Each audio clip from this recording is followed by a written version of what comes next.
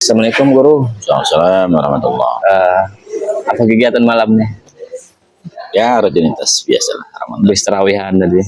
Ya. Izin guru, ini kan hal yang krusial saat ini guru. Kawan-kawan ini banyak bertanya tentang Syiah guru. Syiah itu ada sebagian pendapat ulama yang mengatakan bukan Islam. Kami ini kan belum tahu kenapa Syiah itu ada dan apakah Syiah itu memang bagian daripada umat Islam, bagian daripada ajaran Islam guru.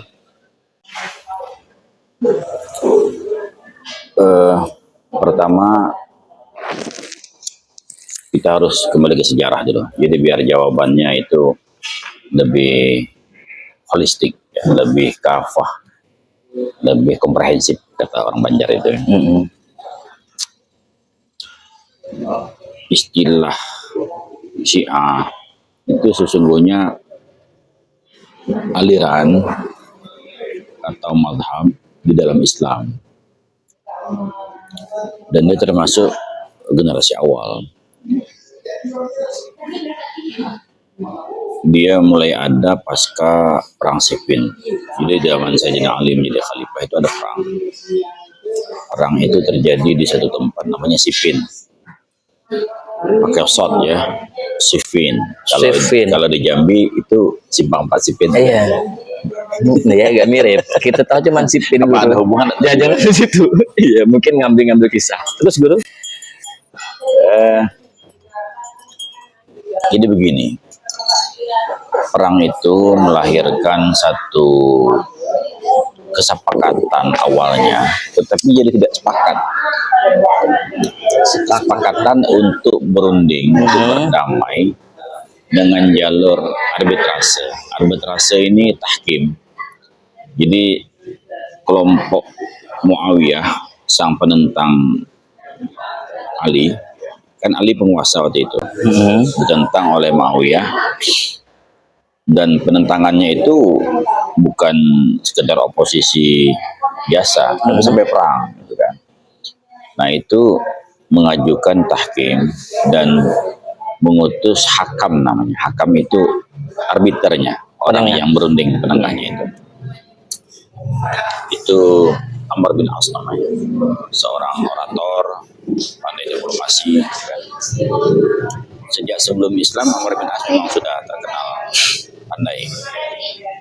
Termasuk ketika para sahabat pernah hijrah ke Habasyah di Afrika, itu utusan masyarakat kafir Quraisy untuk melobi Raja Najasyi agar dipulangkan nih rombongan sahabat yang hijrah ini, Ja'far bin Abi Thalib, Utsman bin Affan, Zainab istri Utsman anak Nabi, itu jangan diterima.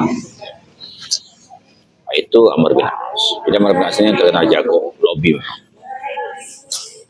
Nah, dari kelompok Ali, beliau mengutus Abu Musa al-Asy'ari, sahabat yang cukup senior dan berasal dari Yaman. Jadi ringkas cerita, arbitrase itu menyepakati dua-duanya diturunkan. Nah, karena dianggap biang pertikaian, dua-duanya mengaku khalifah. Sayyidina Ali mengalah. Oke lah kalau begitu, demi persatuan umat, demi perdamaian, saya turun dari khalifah. Baru kita pilih sama-sama kemudian. Abu Musa menyatakan, dengan ini kami menyatakan Sayyidina Ali turun dari jabatan. Dah, mundur. Nah, apa yang terjadi kemudian? Muawiyah yang mengaku menjadi khalifah bukan diturunkan atau menurunkan diri dia, mundur dia secara legowo, secara sebagaimana tadi ya kelompok Ali, tapi Amr bin As justru sebaliknya, karena Ali sudah mundur. Dengan ini kami menyatakan Muawiyah menjadi khalifah. Nah, jadi makanya kalau dalam kepemimpinan, apalagi di dunia Arab ya, ada istilah baiat, kesetiaan. Nah, kalau kita lihat hari ini umpama di media-media, ketika Mujtaba dikukuhkan menjadi rahbar, pemimpin tertinggi di Iran, itu masyarakat menyatakan jadi kami setia, kami berbaiat, kami mendukung. Nah yang terjadi waktu itu ketika Muawiyah menyatakan diri menjadi khalifah, justru tambah ribut, mah kacau. Berarti kita dikacangin nih, disuruh mundur, tapi ternyata dia nggak mundur, kita mundur. Nah, yang sebelumnya pertikaian itu hanya kelompok Ali dan kelompok Muawiyah, maka muncul satu kelompok baru. Itulah orang-orang pendukung Ali yang keluar dari barisan Ali. Mereka awalnya pendukung Ali. Nah, keluar itu bahasa Arabnya khuruj, ya. Jamaknya khawarij. Jadi orang yang keluar itu namanya khawarij. Yang tetap berbaiat setia dengan Ali namanya Syiah. Syiah itu golongan. Jadi pemantik awal firqah-firqah ini itu sesungguhnya politik. Nah, jadi kalau kembali ke situ tidak ada sebenarnya belum pernyataan ini sesat, ini tidak sesat, karena ini pertikaian saja. Namun kemudian lazimnya memang dalam sebuah permasalahan politik dimanapun, ya, apalagi satu kekhalifahan yang memang berbasis umat Islam, tentu justifikasi agama itu menjadi penguat. Mana yang paling sah? Kata Muawiyah, kami sah karena kami tidak diturunkan, kami dilantik.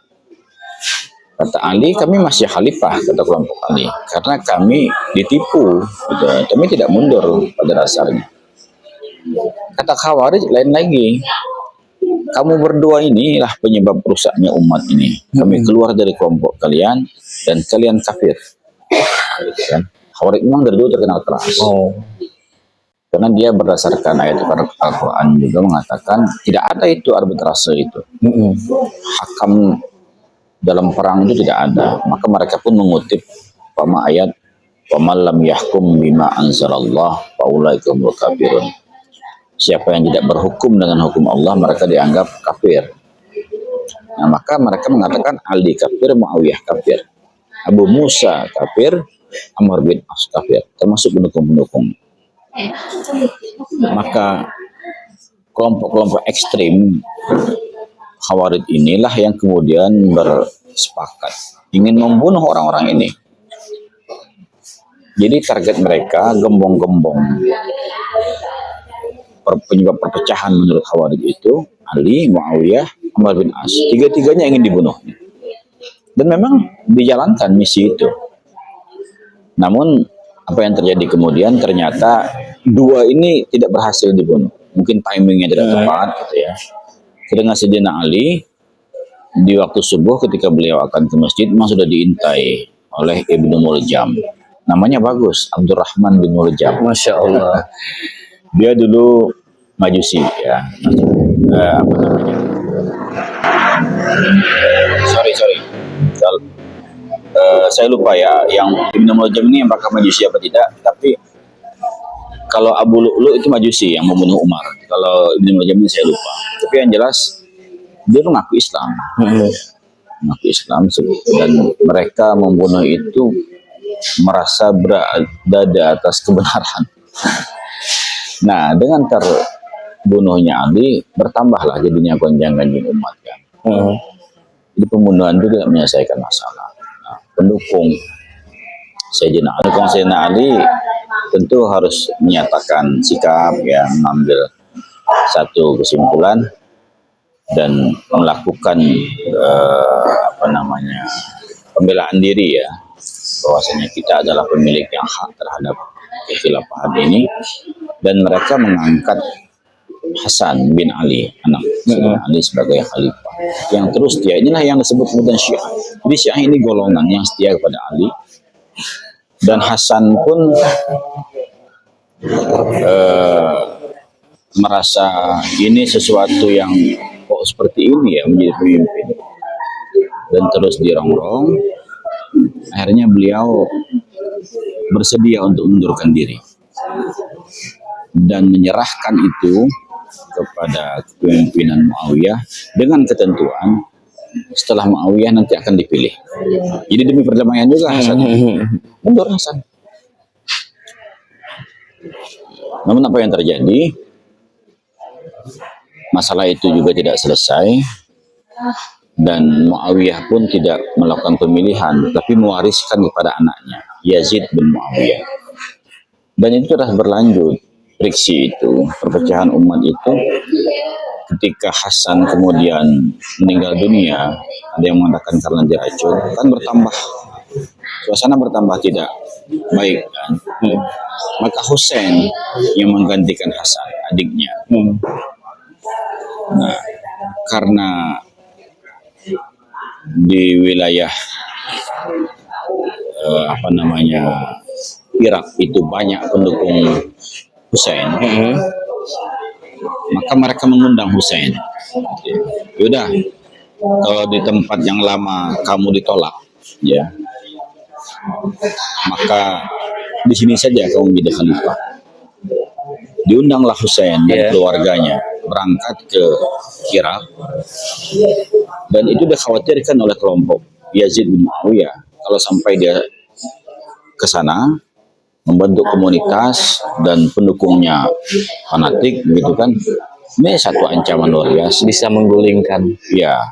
Maka Husain itu dikuntit, padahal dia bukan memiliki pasukan perang waktu itu, karena dia berjalan dengan istrinya, dengan anaknya, dengan teman-teman dekatnya, bukan sampai ribuan, bukan ratusan, bukan. Nah, ternyata pengejaran itu bertemu pada satu titik namanya Karbala.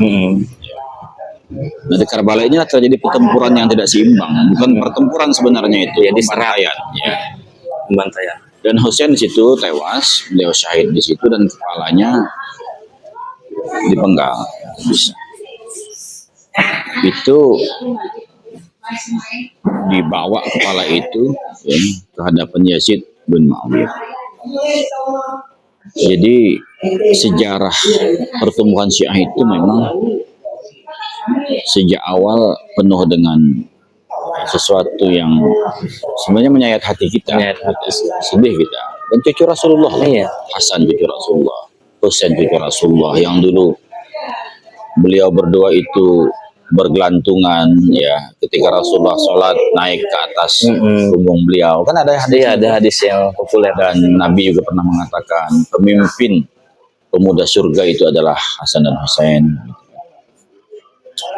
Nah, jadi dari peristiwa politik inilah kemudian berkembang bahwa siapapun yang melawan Ali, yang menggulingkan Ali, yang membunuh Hasan, membunuh Husain, itu kafir karena melawan pemerintah yang sah. Maka Muawiyah itu ditolak ya keislamannya, Ammar bin As juga demikian, termasuk orang yang pernah berperang dengan Ali ya. Aisyah istri Nabi kan pernah berperang dengan Ali, perang Jamal namanya. Istri Nabi Aisyah anak Abu Bakar.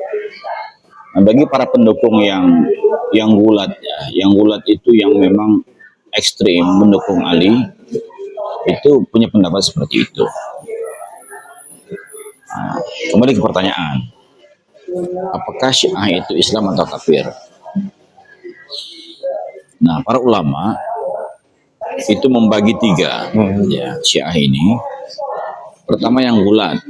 Gulat itu yang dalam tanda petik menuhankan Ali atau menabikan Ali, menyatakan malaikat Jibril salah ngirim wahyu, menyatakan Ali itu maksum, tidak berdosa maksum itu ya.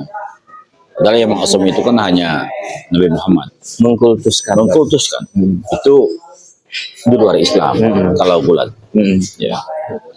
Yang kedua Rafidhah. Nah, kelompok Rafidhah ini juga termasuk kelompok yang berlebihan sebenarnya, dan mereka lebih pada sisi politiknya dan mencaci-caci sahabat tadi itu. Padahal bagi mayoritas umat Islam, sahabat Nabi itu tidak boleh dicaci. Wala tasubbu ashabi, kata Nabi. Jangan kau caci sahabat-sahabatku. Meskipun ada pertikaian antara mereka, setinggi apapun eskalasi pertikaian itu, kita berhusnuzon dengan para sahabat. Karena ada kelemahannya, tapi banyak kebaikan para sahabat itu. Ammar bin As itu kan yang menaklukkan Mesir. Jadi Islam sampai ke Afrika itu diantaranya berkat jasa Ammar bin As. Jadi tidak boleh juga kita mengkafirkan Ammar bin As, mengkafirkan Muawiyah, gitu ya. Karena memang mereka adalah para sahabat Nabi. Nah, jadi dua kelompok ini, yang Ghulat dan yang Rafidhah ini, secara umum ulama berpendapat ini keluar dari Islam. Tapi yang Syiah lain banyak. Jadi Syiah itu bukan satu, ya. Ada Syiah Imamiyah yang mereka percaya pada imam yang 12. Mulai Sayyidina Ali, ya, Hasan, Husain, ya, Ali Zainal Abidin, Husain, Muhammad Al-Baqir, Ja'far As-Shadiq, Musa Al-Kazim, terus ke bawah itu adalah imam-imam Syiah yang mereka yakini, dan terakhir itu Imam Mahdi yang ditunggu di akhir zaman. Nah, itu pendapatnya bisa diambil. Kalau menurut Syekh Wahbah Zuhaili, itu tidak tidak keluar dari Islam dan bisa pendapat diambil. Silahkan cek di kitab Al-Fiqhul Islam Adilat Tuhbama. Ketika beliau memberikan pengantar kitab itu, jadi beliau dari mana sih mengambil pendapat-pendapat dalam kitab itu? Dari Syiah di antaranya. Ada juga Syiah Zaidiyah namanya. Ada Syiah Ja'fariyah. Ada Ibadi. Nah, jadi banyak. Nah, samalah dengan Ahlus Sunnah, ya kan? Ini payung besarnya Ahlus Sunnah wal Jamaah. Tapi di dalamnya ada pendapat atau mazhab Hanafi, ada Maliki, ada Syafi'i, ada Hambali. Yang antar mazhab ini pun kadang berbeda juga dalam menentukan satu hukum. Bisa, kalau kita tidak bijak, bisa menyebabkan perpecahan juga. Seperti umpama kita berimam kepada imam yang tidak batal bersentuhan kulit, boleh nggak? Umpama kita mayoritas Syafi'i ini Indonesia, kalau bersentuhan dua laki bini pun batal katanya itu. Ternyata kita berkunjung satu negeri yang imamnya tadi kita melihat betul dia bergandengan suami istri. Sah nggak? Itu kan jadi masalah juga kalau tidak moderat. Ya. Maka itu moderasi dalam beragama itu penting. Bukan hanya keluar, bukan hanya terhadap non-Islam, tapi di dalam umat Islam sendiri kita harus moderasi juga. Nah, jadi mazhab itu sesungguhnya banyak. Nah, kalau kita bicara Syiah, itu sesungguhnya salah satu aliran dalam ilmu kalam. Awalnya kan politik tadi, tapi kemudian berkembang, mereka punya aliran sendiri. Kenapa? Karena di antaranya tadi mereka menolak hadis-hadis yang orang-orang yang memusuhi Sayyidina Ali, begitu. Nah, pasca itu muncul banyak juga aliran dalam Islam. Ada Mu'tazilah.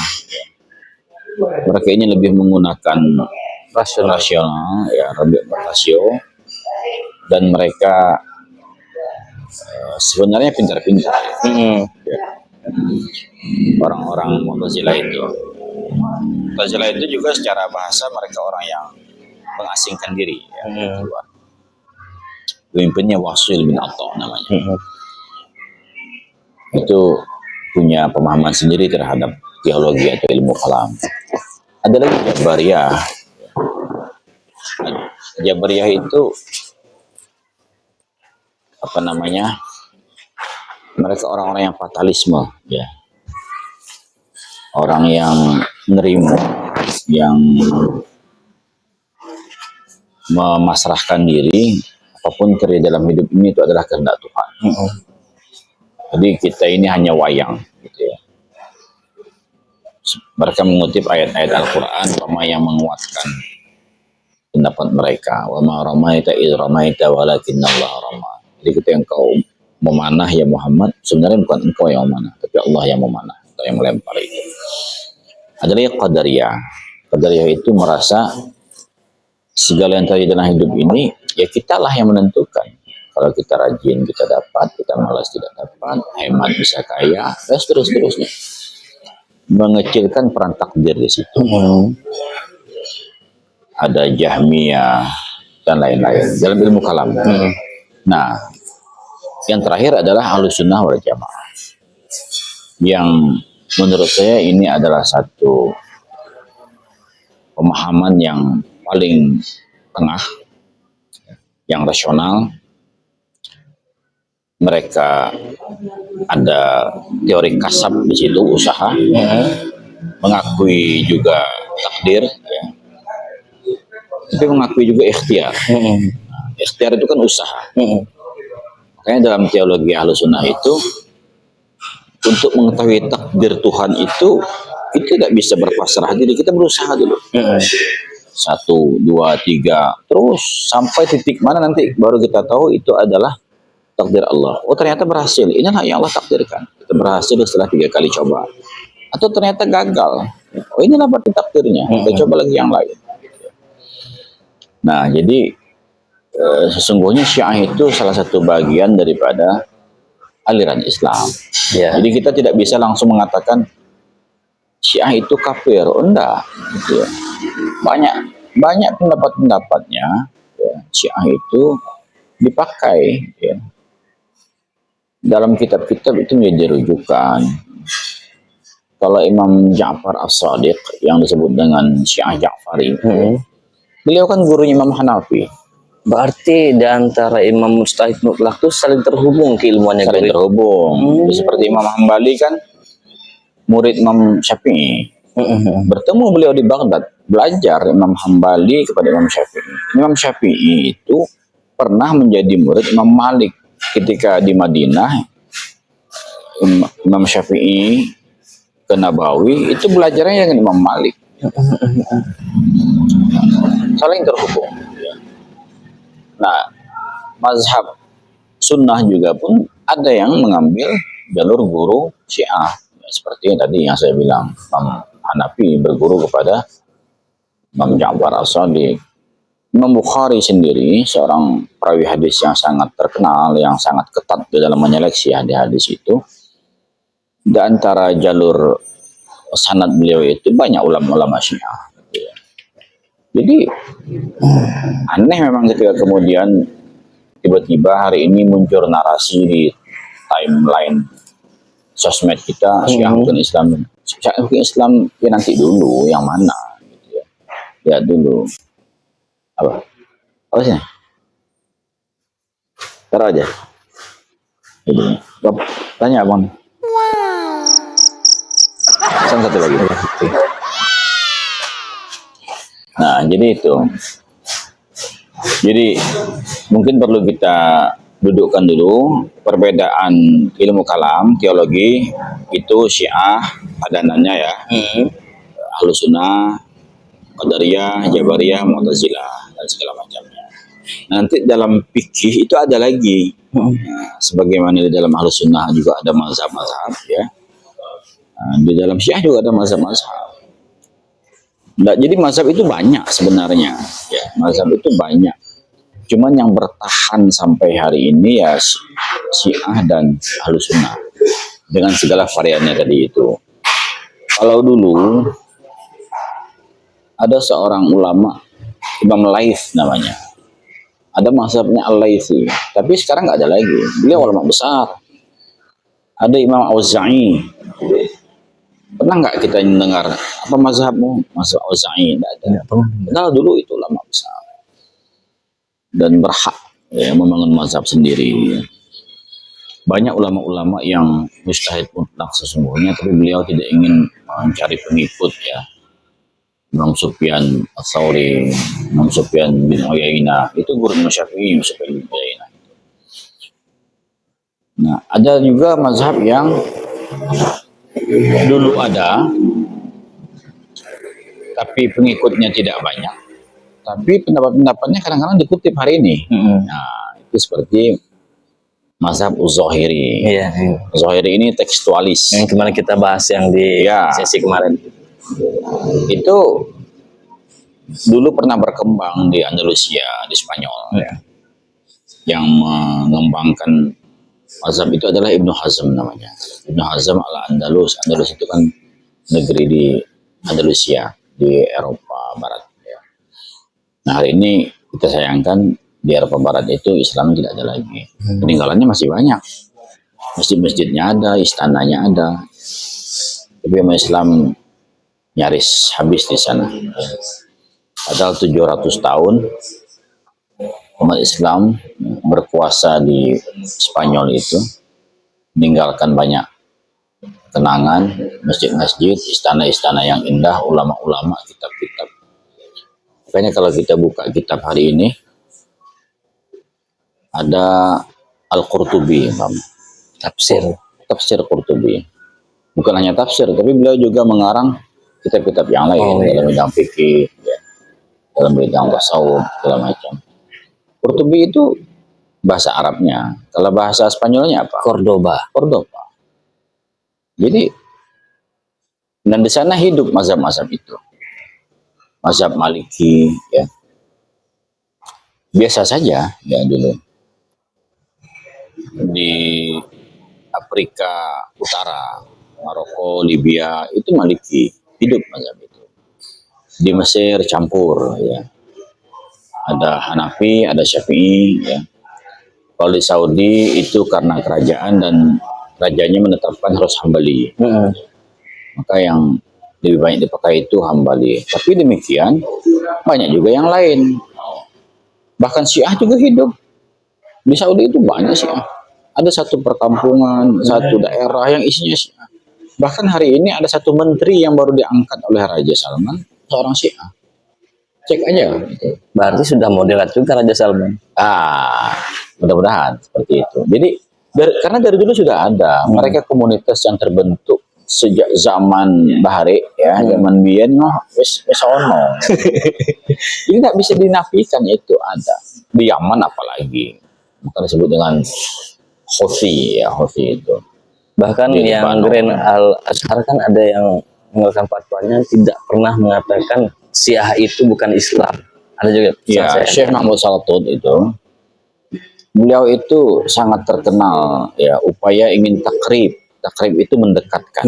Ya. Mari kita cari persamaan. Kita ini sama sebenarnya. Iya. Tuhannya Allah, syahadatnya sama, Nabi Muhammad, Al-Qurannya sama. Siapa yang bilang Qurannya beda? Iya. Memang Quran Ahlus Sunnah dan Quran Syiah itu sama. Mau ada bilang 40 juz atau kurang. Tanyalah orang-orang yang ke Iran, yang ikut musabaqah internasional. malah disawer kadang di Iran saya lihat. Itu Ustadz Abdullah Nohong pernah ke Iran, MTQ internasional, beliau juara 4 di sana. Hari ini mudah kok kita mencari, ya. Kita mencari literatur itu bisa melalui alat pencari Google atau yang lainnya.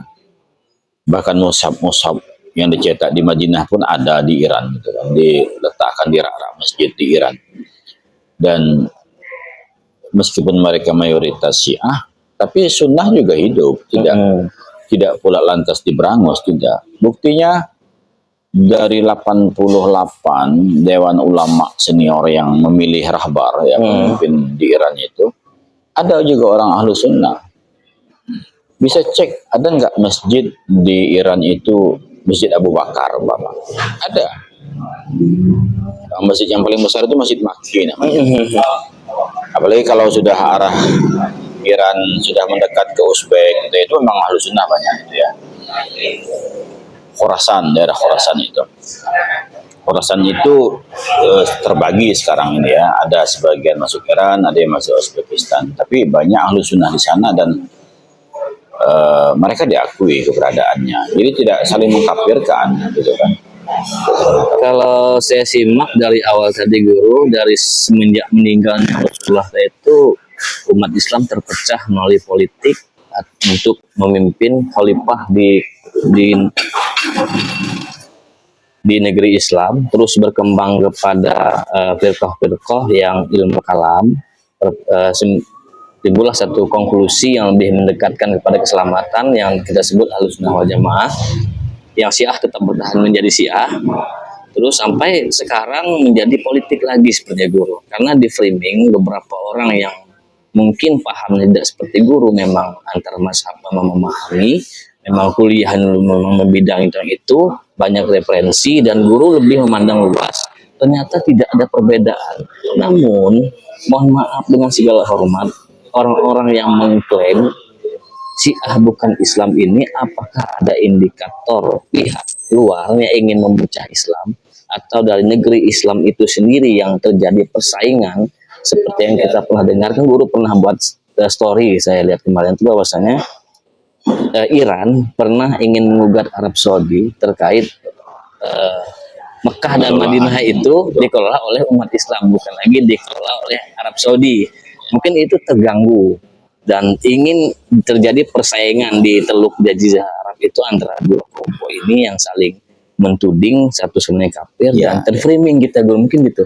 Mungkin jadi bisa ditambahkan. Ini apa namanya, tidak satu warnanya ya. Jadi kalau dibilang rumit bisa juga sebenarnya. Memang ada masalah politik, ada masalah pemahaman keagamaan, ada kepentingan ekonomi, ada kepentingan kawasan, ya. Kawasan Timur Tengah maksudnya. Jadi naluri seorang pemimpin memang dia itu pasti ingin berkuasa.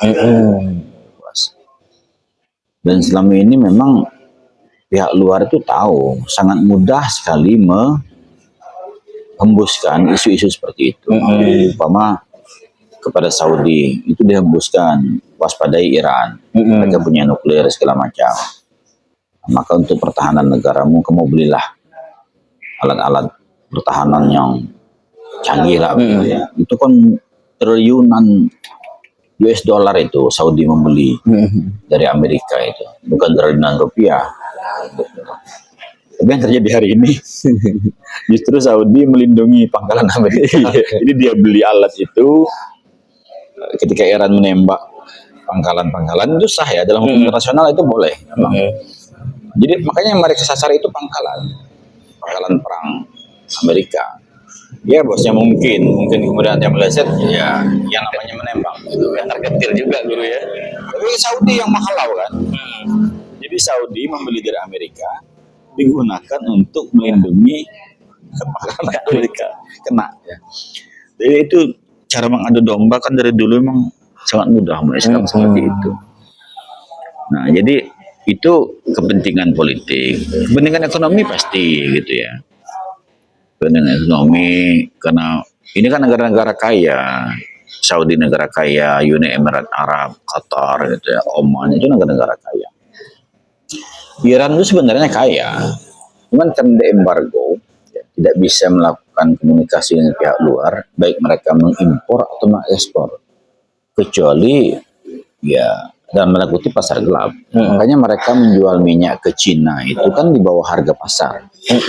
Karena mereka nggak boleh jual itu sebenarnya. Cuma Cina siap menampung, umpama harga 1 liter 12.000 umpama. Cina mungkin tak 9.000, tak berapa. Itulah cara bertahan. Karena mereka berlebih minyak di Iran itu dan sangat murah di sana sebenarnya. Tapi meski demikian, hampir setengah abad mereka diembargo. Kan tahun 79. Semenjak revolusi. Kalau dulu kan dekat, Iran dengan Amerika itu sangat dekat. Dan mereka budaya hedon, kebebasan, terbuka aurat segala macam itu biasa zaman Reza Pahlavi. Ya. Tapi begitu rezim Islam berkuasa, itu diubah, semua diubah. Mulai dari suprastruktur kepemimpinan, ada istilah pemimpin tertinggi, supreme leader, ada presiden, ya. Jadi kalau dalam organisasi itu ini syuriahnya lah. Nanti ada pelaksananya, tanfiziyahnya, gitu. Itulah presiden. Sampai ke pemilihan Dewan Ulama Senior, Garda Revolusi, segala macam. Dan dirubah sistem negara Iran itu. Dan yang paling utama itu sesungguhnya mereka tidak mau kompromi dengan Barat dan mereka tidak mengakui Israel itu. Jadi itulah sampai hari ini memang tidak bisa ada komunikasi yang baik dengan Barat. Makanya perang ini terus. Nah, dan ini kan saling apa ya, berkepentingan. Ketika Amerika ingin menguasai Timur Tengah, karena kita nggak bisa lepas dari minyak di dunia yang seperti ini, di era industri, ya.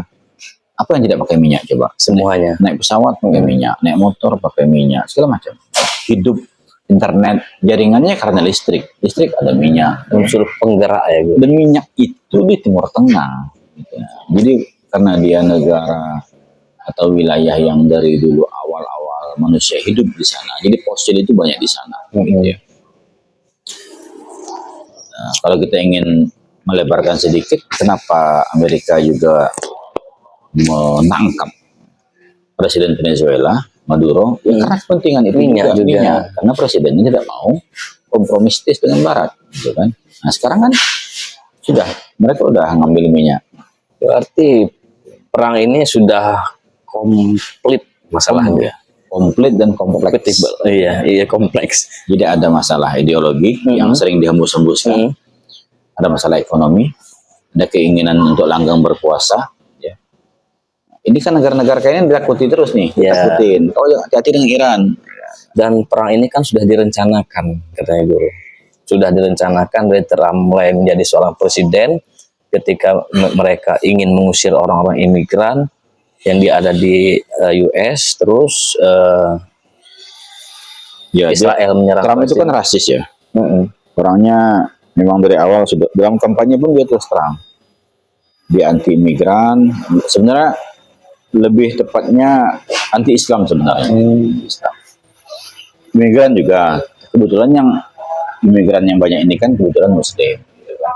Mereka sangat anti itu, Trump itu. Sebelum peperangan pecah, Indonesia ditarik menjadi pasukan perdamaian Palestina. Anggota BOP. Anggota BOP. Itu kan idenya Trump. Kalau dilihat proposalnya bagus, ya kan? Ini kan buat office ini kan semacam kantor perdamaian lah. Jadi macam mana solusinya? Dua negara, kan? Jadi Israel diakui, Palestina diakui. Karena kalau saling tidak mengakui ya sampai kapanpun tidak akan selesai, gitu kan? Di antaranya kan itu dikirim pasukan perdamaian kalau diperlukan. Sampai sekarang kan belum ya. Itu Iran 17 triliun, bukan 17 juta. Jadi Indonesia, kita kan nggak tahu sudah bayar atau belum ya. Ini rasanya kita iuran tapi nggak tahu untuk siapa. Apa untuk Palestina, apa untuk Israel.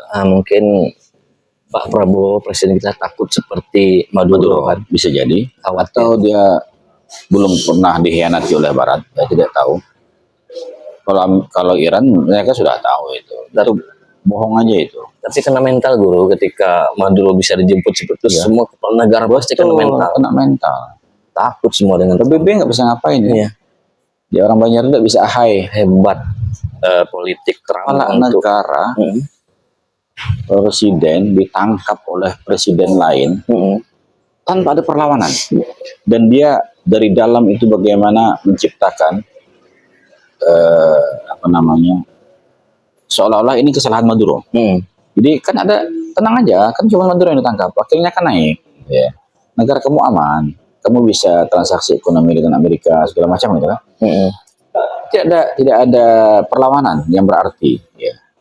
Kalaupun yang melawan tapi tidak berani, beda sama Iran. Meninggal pemimpin tertingginya, semua tetap melawan. Namun yang kita baca Guru, ketika sebelum perang ini pecah, Iran itu kan dibuat propaganda hancur politiknya, ekonominya, ingin menggulingkan pemimpin yang sah. Ternyata itu kan propaganda, terus ternyata tidak berhasil. Berarti Indonesia ini waktu Orde Baru yang pecah kemarin, jangan-jangan pihak-pihak itu juga terlibat ketika menjadi reformasi seperti zaman Orde Baru. Mungkin Guru. Karena kalau itu sebenarnya kompleks ya. Kompleks juga. Tapi tidak serta-merta juga bahwasanya ada sedikit pembiaran ya. Jadi begini. Awal-awal kemerdekaan Barat itu, Amerika lah kalau kita sebut Barat, itu kan berkepentingan dengan Indonesia.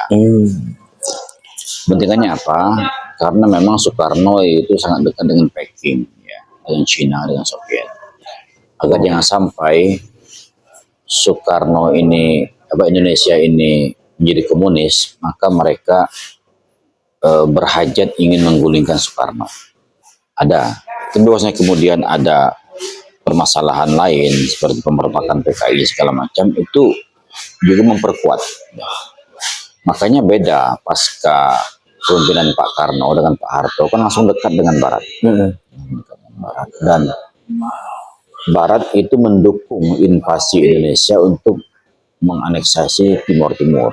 Karena takut Timur Timur ini diambil juga oleh kelompok komunis. Jadi didukung tahun 70-an itu. Nah, ketika memang kemudian Soeharto mulai dekat dengan kelompok Islam, mereka juga gerah kembali. Jadi boleh jadi mereka itu terlibat, boleh jadi memang sudah masanya, karena memang pemimpin itu berlaku hukum besi ya, kelamaan dia bekarat dia itu. Jadi nggak boleh mimpin itu sampai 30 tahun. Seperti monarki. Kelamaan ya. Nah, jadi memang bertemulah kepentingan-kepentingan itu sehingga Pak Harto juga ikut digulingkan. Kembali ke kisah awal tadi guru, memang ternyata setelah kita guru bedah secara sejarah terus kepada mazhab-mazhab tadi, itu kan sebenarnya sudah bisa disimpulkan saya sebagai pendengar ini bahwasanya Iran itu adalah bagian daripada umat Islam. Kita kembali setelah yang berikut ini. Iya. Dari yang guru uraikan tadi, timbul pertanyaan di benak saya guru. Ini kan masalah perang, kenapa ada narasi-narasi argumentasi orang yang mengatakan Syah itu bukan Islam. Syah itu bukan Islam? Ya, sebenarnya yang terjadi hari ini kan perang Israel dibantu Amerika menyerbu Iran. Iran tentu melakukan pembalasan karena memang mereka memiliki alat untuk membalas itu. Ya, mereka memiliki rudal balistik, memiliki drone supersonik, luar biasa itu. Negara yang diembargo sekian puluh tahun tapi bisa memproduksi peralatan militer yang canggih. Nah, Israel ini kan kita sudah sama-sama tahu dia adalah negara penjajah. Berdirinya negara Israel itu kan hasil dari merampas tanah Palestina. Memang pasca Perang Dunia I, Turki Ottoman kan yang terlibat dalam perang itu kalah. Ya. Dulu kan Ottoman itu memihak kepada Jerman, dan Jerman kalah. Nah, kelompok pemenang Perang Dunia itu kan ya Inggris, Amerika, begitu kan. Maka wilayah jajahan Inggris, dalam hal ini Palestina, itu diberikan kepada kelompok-kelompok Zionis yang pemimpinnya waktu itu Theodor Herzl. Nah, Herzl inilah yang punya ide untuk membangun Israel Raya. Gitu ya. Jadi kalau kita lihat gambarnya itu, kan bintang David ya, di atas ada garis, di bawah ada garis. Itu sebenarnya cita-cita mereka untuk membangun Israel Raya bukan hanya wilayah Palestina hari ini, tapi sangat luas ya. Bahkan ada yang pernah mengatakan kalau bisa mereka masuk ke wilayah Saudi pun mereka masuk, karena dulu orang Yahudi itu ada di Madinah. Kan pasca Rasulullah hijrah ke Madinah dan jadi pemimpin di Madinah, orang-orang Yahudi menjadi tereliminasi di situ terus ya. Jadi mereka sangat dendam ya. Dan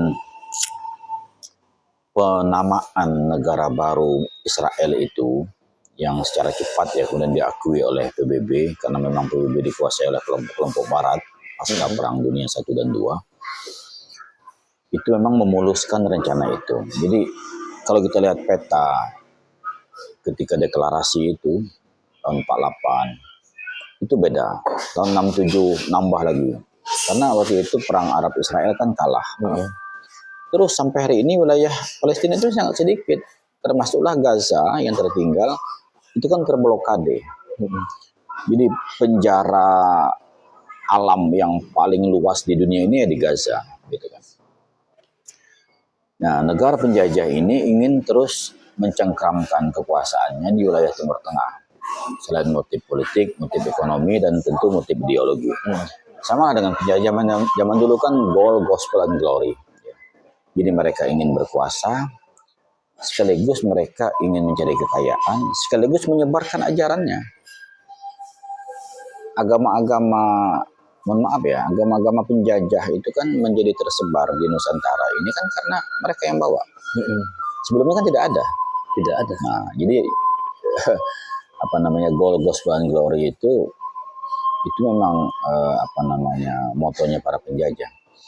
Nah, salah satu negara yang tidak memiliki hubungan diplomatik, bukan sekedar hubungan, tapi menentang pendirian negara Israel itu Iran. Dulu mereka sahabat, zaman Raja Pahlavi. Begitu revolusi Islam Iran muncul, dan Ayatullah Ruhollah Khomeini berkuasa tahun 79, tidak ada lagi hubungan itu, bahkan menjadi musuh bebuyutan. Duta besar kedutaan Amerika pun mereka rebut, gitu ya. Orang-orang Amerika mereka tawan, dan itu lama, bukan sehari dua hari, bukan sebulan dua bulan, bukan. Jadi memang menjadi musuh. Ya. Jadi ini harus disingkirkan. Sedangkan negara-negara lain kan relatif lebih mencari nyaman, mencari aman.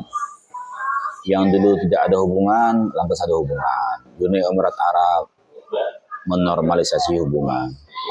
Arab Saudi menormalisasi hubungan. Turki sendiri sebagai negara yang cukup besar ya. Meskipun Erdogan sekarang berpihak pada Palestina, tapi hubungan dengan Israel ini kan sudah ada sejak zaman sebelum Erdogan. Sejak zaman-zaman Ataturk ya, sejak zaman-zaman penguasa-penguasa militer Turki sudah ada, dan sekarang tinggal diteruskan. Jadi memang kalau tiba-tiba diputuskan, jadi saya gini, Turki ini main cantik dia. Ya, dia anggota NATO, dia ingin masuk ke Uni Eropa, dia dekat dengan Barat, tapi juga memihak pada Islam. Nah, mungkin Prabowo ingin seperti itu, sepertinya kalau saya lihat, ya, bermain cantik yang disebut dengan politik bebas aktif itu. Tapi kalau hari ini kan kita sepertinya terjebak di BOP itu. Nah, jadi penjajah ini, Israel ini kan merasa tidak leluasa dia ingin mewujudkan cita-cita Israel Raya itu. Nah, termasuk selain Iran ya, termasuk Suriah sebenarnya. Suriah itu tidak ada hubungan diplomatik. Sejak zaman Hafez al-Assad turun ke anaknya Bashar al-Assad tidak ada hubungan. Makanya Suriah itu dari dalam itu dibusukkan, dilakukan pemberontakan, dan pemberontakan itu bersenjata. Dan kita sama-sama tahu yang membentuk kelompok ISIS, kelompok ini macam-macam di Suriah itu banyak sekali faksi ya, yang pada akhirnya menumbangkan Bashar al-Assad memang. Yang kebetulan secara mazhab Bashar al-Assad ini kan dia Syiah Alawiyin. Ya. Jadi dia ini mengaku masih keturunan Rasulullah memang. Tapi sebenarnya mereka moderat. Muftinya Sunni, menteri-menterinya Sunni. Jadi mereka ini minoritas, tapi berkuasa, Hafez al-Assad ini. Nah, namun kemudian ketika ingin menumbangkan Bashar al-Assad, itu yang dimunculkan juga narasi Syiah. Syiah membantai orang Suriah, gitu kan. Dalam selama ini tidak ada. Sejak tahun 70-an berkuasa bapaknya, Hafez al-Assad. Jadi kalau dianggap pembantaian segala macam, itu sifatnya bukan karena ideologi atau aliran, tapi memang karena pemberontak. Siapapun yang memberontak, sesama Sunni pun kalau memberontak kan ditangkap, ditahan, separatis coba kayak di Papua atau Aceh. Kan kita tidak pernah bicara, ini Aceh orang Syiah Anda. Siapapun yang ingin memisahkan diri, ya, itu dilakukan tindakan oleh pemerintah pusat. Nah, kita sama-sama tahu lengsernya Suriah yang tidak ada hubungan dengan Israel itu didanai oleh Barat. Nah, yang menyedihkannya itu juga didukung oleh negara-negara Islam seputar Timur Tengah, Saudi khususnya, Turki ikut juga, gitu ya. Karena memang pemimpinnya itu Ahmad Al-Shara hari ini atau disebut dengan Jolani itu memang lahirnya dari Riyadh, orang Saudi. Jadi ini kepentingan politik dan ekonomi tapi dibungkus dengan bahasa agama gitu. Yang kebetulan pula Iran itu Syiah. Iran itu Syiah. Kenapa lantas muncul narasi-narasi itu? Dan yang paling banyak bersuara itu ya mohon maaf teman-teman Salafi, Wahabi. Karena memang tuannya itu Saudi. Sedangkan yang lain kan tidak. Seharusnya ketika ada kelompok atau negara yang ingin melawan Israel yang demikian kuat didukung oleh Barat ya, atau menghilangkan atau bahkan atau ngebom Israel, kan kita dukung. Siapapun itu. Nah, seandainya hari ini Korea Utara umpama Kim Jong Un ya, membantai Israel, kita dukung Korea Utara atau Cina atau Rusia, apalagi Iran. Gitu. Ada nggak kira-kira narasi apa Kim Jong Un Syiah atau Kim Jong Un kafir komunis? Ada. Kalau dia membantai Iran, kita dukung. Gitu. Nah, cuman karena Iran ini mayoritas, bukan semua, mayoritas Sunni banyak di sana ya. Cuman dia kebetulan mayoritas. Maka dimunculkan narasi itu. Apakah Iran membantai Sunni di Iran? Kita lihat faktanya hari ini. Di Iran itu banyak masjid Sunni. Masjid Abu Bakar saja ada namanya. Yang katanya Abu Bakar itu dicela, sahabat itu begini-begini. Faktanya, ya, ada Masjid Makki. Cek di Google. Masjid Sunni terbesar di Iran, Masjid Makki itu. Ribuan bisa menampung jemaah dan sangat indah gitu ya. Jadi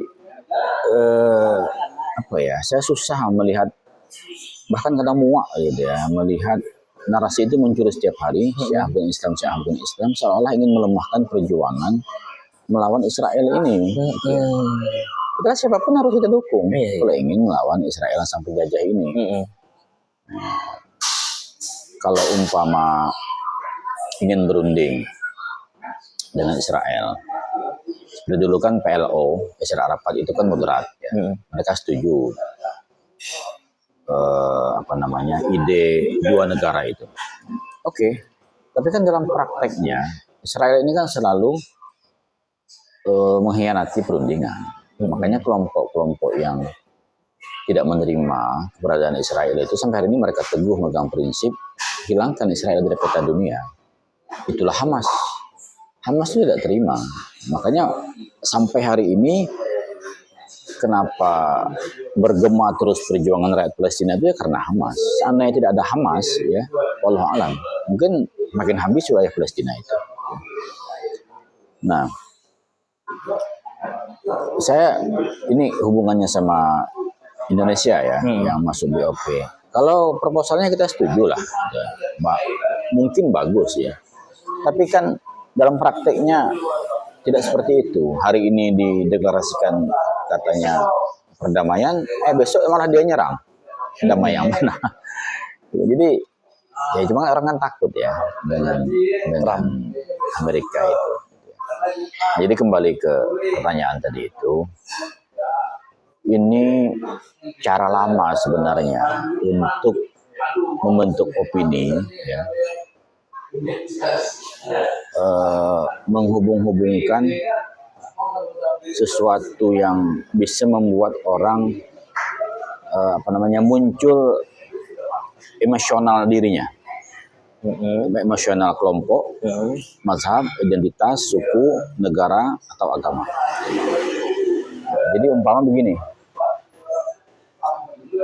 ada satu, ini contoh saja ya, umpama ada satu pejabat yang entah korupsi atau bagaimana, yang jelas ditangkap. Nah, tiba-tiba muncullah narasi dari salah seorang ormas gitu kan. Oh, ini aparat atau negara zalim dengan ormas kita. Kenapa pejabat ormas kita ditangkap? Padahal mungkinnya kebetulan memang dia sedang melakukan satu tindakan pidana itu, yang kebetulan dia anggota ormas itu. seandainya ormas lain pun atau orang yang tidak berormas pun yang melakukan seperti itu akan ditangkap juga. Nah, kira-kira begitulah bisa orang. Jadi kan kelompoknya ini merasa wah kita dizalimi. Nah, gitu. Nah, samalah dengan Syiah ini. Ini kan didengang-dengungkan gitu kan. Itu apa? Sama saja itu. Mereka sama-sama kafir, biarin aja mereka berperang. Syiah juga kafir, Israel atau Yahudi juga kafir gitu ya. Nah, jadi tapi mereka kan getol mewacanakannya itu dan terus menulis di sosial media Syiah bukan Islam, Syiah bukan Islam. Padahal tidak sesederhana itu masalahnya. Tidak sederhana itu.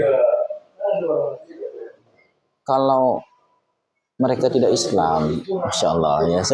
Saya sebenarnya pengen ketawa gitu ya. Kalau ada orang yang mengatakan seluruh Syiah itu kafir. Tadi kan sudah kita singgung di awal ya. Kitab sucinya seperti apa. Ada syahadatnya itu guru, bagaimana yang ada tambahan itu pandangan guru apakah bertentangan dengan Nah, itu yang saya katakan di awal tadi, bahwasanya ada Syiah yang menyimpang ya, Syiah Wulat, Syiah Rafidhah itu ya, itu memang menyimpang, tapi tidak mayoritas gitu ya. Nah, kalau umpama video yang sering ditampilkan bersaksi ya Tuhan selain Allah, bersaksi bahwa Nabi Muhammad utusan Allah, bersaksi bahwa Ali adalah kekasih Allah. Sebenarnya inti syahadatnya itu dua, itu tambahan gitu ya. Setahu saya itu tambahan sama dengan perintah bersolawat. Kan kita diperintahkan untuk bersolawat kepada Nabi. Sallu alaihi wasallimu taslima. Salawatlah kepada Nabi Muhammad. Kemudian kita tambah Allahumma sholli ala sayyidina Muhammad, tambahan sayyidina, tambah wa ala alihi wa ashabi ajmain. Itu kan penambahan dalam salawat doa kita gitu ya. Nah, itu. Tapi kalau mereka bersaksi wa asyhadu anna Aisyah finnar wa asyhadu anna Abu Bakar Umar finnar segala macam, itu memang menyimpang. Nah, kelompok itu memang ada yang disebut oleh Syekh Rahbar Ali Khamenei itu Syiah London namanya. Di London itu memang dirawat oleh orang-orang London. Jadi Inggris dulu memecah belah umat ini macam-macam memang. Termasuk Ahmadiyah itu didanai untuk memecah belah umat Islam. Makanya besar hari ini Ahmadiyah itu di London. Besar Syiah London itu, yang Syiah yang ekstrem itu di sana, bukan di Iran justru. Kalau di Iran justru dilarang mencaci sahabat itu. Nah, tapi kan kita sekarang sangat mudah ya termakan, terprovokasi. Umpama di Tungkal ini ada perkelahian antara dua pemuda umpama gitu kan. Lantas dimunculkan narasi kebetulan yang berkelahi ini umpama orang Banjar dengan suku lain. Oh, suku tersebut membantai orang Banjar. Kan itu emosional orang Banjar jadi muncul. Padahal dia dibantai itu bukan karena sukunya. Kira begitu ya. Memang ada masalah antara mereka. Gitu. Jadi kita terlalu mudah ya, sumbu pendek istilahnya gitu ya, terlalu cepat mengambil satu kesimpulan bahwasanya ini adalah perang ya soal teologi. Padahal tidak semata-mata itu. Satu lagi selain soal Syiah bukan Islam, pembantaian di Suriah katanya begitu kan. Kan ketika Presiden Suriah ini digulingkan oleh kelompok bersenjata ini, dia sebagai pemimpin yang sah kan tentu membela diri ya, harus mempertahankan kekuasaannya. Dan dalam hukum internasional itu sah ya. Jadi umpama Presiden Indonesia itu diserang oleh kelompok separatis Papua yang jumlahnya sangat banyak. Nah, kita merasa kurang cukup, ingin berangus itu, kita minta bantuan Malaysia, kita minta bantuan negara-negara sahabat kita. Karena ini serangannya sudah luar biasa, menggunakan senjata canggih gitu kan, bisa berbahaya negara. Itu boleh gitu ya. Nah, seperti halnya Yaman ingin digulingkan oleh pemberontak putih, minta bantuan kepada Saudi. Saudi membantu dengan militernya, peralatannya, dengan bomnya, pesawatnya segala macam. Berapa banyak orang Yaman mati gara-gara itu. Tapi sampai hari ini tidak pernah ada narasi yang mengatakan pemerintah Saudi membunuh masyarakat Yaman.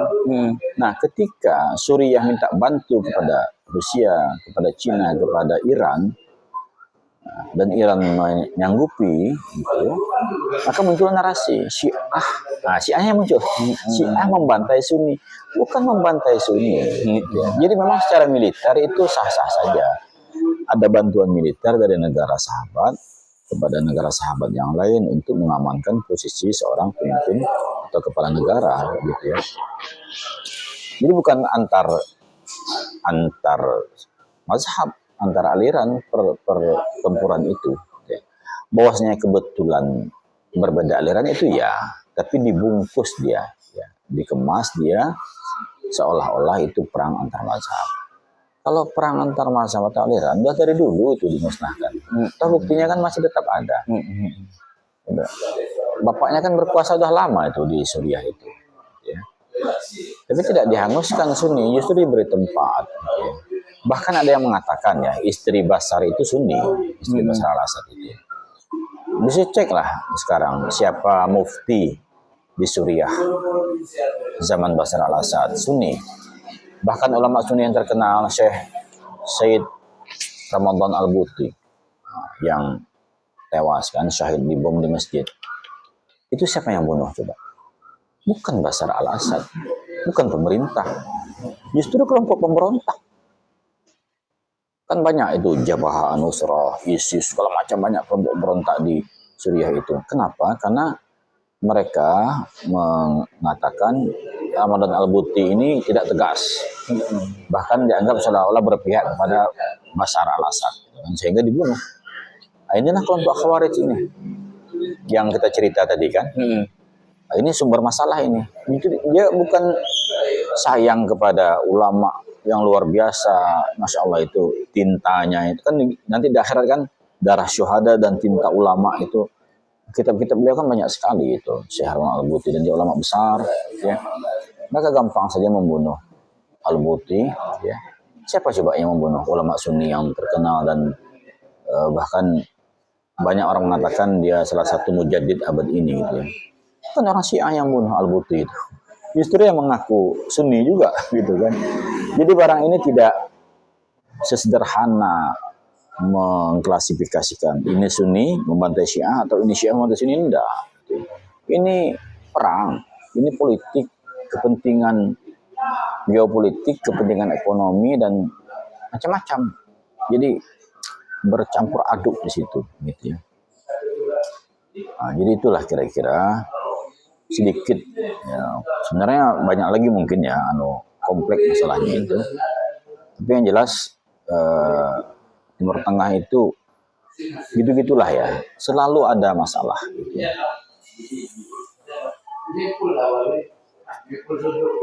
Dulu Mesir, pemimpin yang diktator ditumbangkan, Hosni Mubarak, ya kan.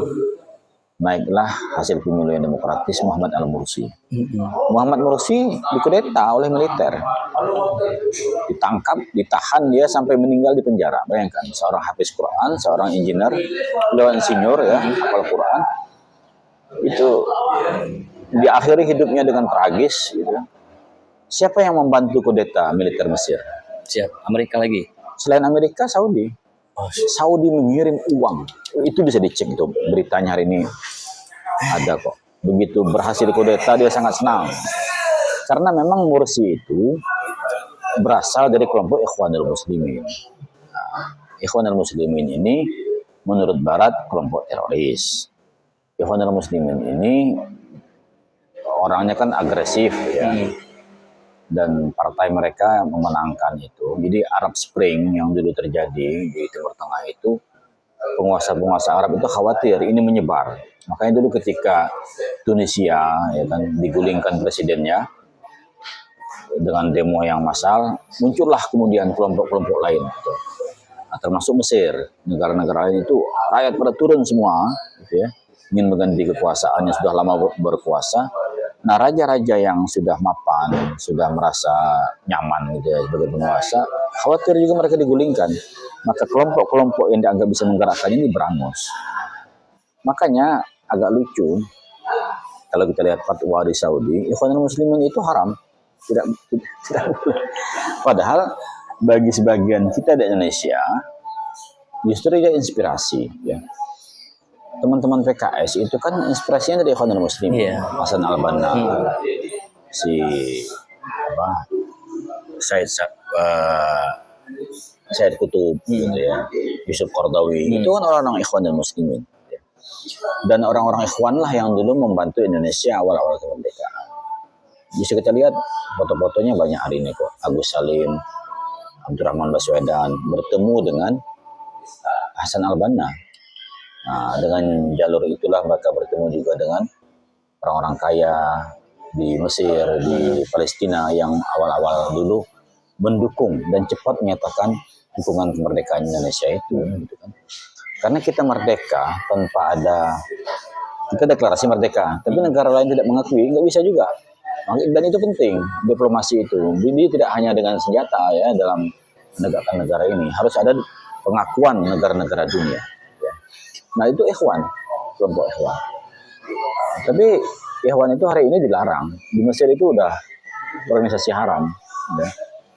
Dulu banyak mahasiswa Indonesia yang kuliah di sana itu simpatisan lah. Sekarang nggak berani lagi. Nggak berani, karena memang mereka keras ya. Kalau ada mahasiswa yang ikutan seperti itu, mereka keras. Itu kalau siksaan di Timur Tengah itu betul-betul siksa. bukan sekedar ditakut-takuti gitu ya. Jadi ya, nah itu sering sesama Sunni gitu ya. Itu tidak ada Syiah di situ muncul. Tetapi ketika Iran menyerang Israel, kenapa yang muncul itu udah tadi Syiah lawan Sunni. Cukup guru. Kawan-kawan, saya pribadi banyak dapat pengetahuan pada malam hari ini. Dari awal sejarahnya menjadi satu pemahaman dalam pemahaman ilmu kalam sampai kepada politik Timur Tengah. Saya ingin sedikit menambah ya. Kalau kita ingin mempelajari satu aliran apapun, kita jangan menggunakan kacamata kita dulu. Kita masuk ke situ. Jadi guru saya dulu begitu. Saya kan kebetulan kuliah di perbandingan mazhab. Ya. Kita ingin belajar Mu'tazilah. Kita Ahlus Sunnah. Dulu mencoba dari kacamata Mu'tazilah. Nah, baru kita bandingkan sama kacamata kita. Kita ingin belajar Qadariyah, ingin belajar Syiah. Cari sumbernya aslinya, mana kitabnya, gitu ya. Statuta mereka itu, kitab yang utama mereka itu apa, kita pelajari. Ibarat kalau kita ingin belajar mazhab Syafi'i, buka kitab Ar-Risalah, buka kitab Al-Um, pelajari kitab-kitab yang utama di mazhab Syafi'i. Barulah kita utuh melihat itu. Tapi kalau kita orang Wahabi mempelajari Syiah dari kata Wahabi, nggak akan ketemu. Coba kita objektif. Sebagaimana kita ingin belajar tentang Tao, tentang Konfusius, belajar tentang Kant, aliran filsafat Barat tentang Durkheim segala macam. Ya kita mencoba seperti pemikir-pemikir itu, tanpa kita harus tercerabut dari akar kita, gitu kan? Kita kan belajar sifatnya ini. Nah dari situlah kita bisa mengambil kesimpulan, gitu ya, terhadap satu pemikiran itu kira-kira bisa dipakai apa tidak. Kita kan membaca buku itu belum tentu ingin pakai juga. Sebagaimana saya nonton video atau YouTube, semua saya tonton kok. Ustadz ini saya lihat, Ustadz ini saya lihat. Meskipun mungkin ada yang kurang setuju, tak masalah. Jadi cakrawala berpikir kita. Masya Allah. Memang endingnya kawan-kawan ternyata semua ini adalah framing opini yang digiring untuk perpecahan umat Islam. Ya sangat luar biasa dan benar juga yang disampaikan guru tadi terkait dengan cara kita menerima informasi. Jangan sampai seperti kata John Paul Sartre itu kan manusia itu senang mendengar gema suaranya sendiri. Suaranya itu di luar disepakati yang ada dalam dirinya, tidak menerima pendapat orang lain. Kita harus selalu bertumbuh, contohnya tetap menerima perbedaan Dan semoga kita setelah podcast ini beratlah kita untuk menyatakan Syiah itu bukan dari Islam. Berat sekali. Terima kasih Ustadz guru kita yang selalu memberikan wawasan, dan mudah-mudahan podcast ini bermanfaat untuk kita semua. Saya selaku host mohon undur diri, mohon maaf apabila ada kesalahan dan kehilafan, dan guru kita kami akhiri. Assalamualaikum warahmatullahi wabarakatuh. Waalaikumsalam.